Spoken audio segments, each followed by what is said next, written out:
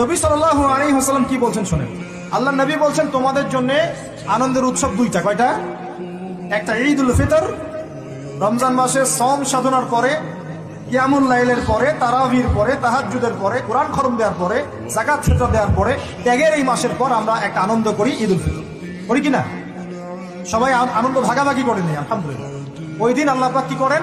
আল্লাহ পাক রমজানের রোজাদার যারা ছিলেন সবাইকে মাফ করে দেন আলহামদুলিল্লাহ। মুক্তি পাই আমরা, নাজাত পেয়ে যাই। উৎসব এটা আমাদের, খুশি আমাদের।